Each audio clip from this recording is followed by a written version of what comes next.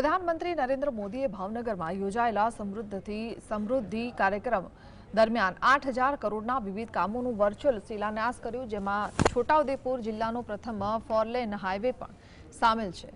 આ NH56 હાઈવેને બોડેલીથી જબુગામથી ધામેશિયા સુધીનો 38,290 kilometre લાંબો ભાગ 1189 કરોડના ખર્ચે બનશે, જે સ્ટેચ્યુ ઓફ યુનિટી તેમજ અંકલેશ્વર નેત્રંગ થઈ વાપી સાથે જોડશે।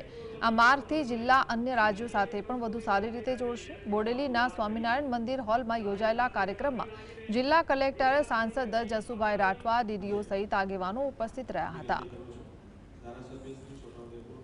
જિલ્લામાંથી પસાર થતો નેશનલ હાઈવે નંબર 56, જેનો જબુગામથી લઈ તાંજલજા અને તાંજલજાથી લઈ ધામેશિયા સુધીનો જે 4 માર્ગીય રોડ બનવા જઈ રહ્યો છે, 1100 કરોડ કરતાં વધારે રકમનો, જેનું ભૂમિપૂજન આ દેશના યશસ્વી વડાપ્રધાન આદરણીય નરેન્દ્રભાઈ મોદી સાહેબ ભાવનગરની પવિત્ર ભૂમિ ઉપરથી વર્ચ્યુઅલ માધ્યમથી કરવામાં આવ્યું છે। ત્યારે સમગ્ર જિલ્લાવાસીઓને હું અભિનંદન આપું છું અને સાથે સાથે ભારત સરકારનો આભાર માનું છું।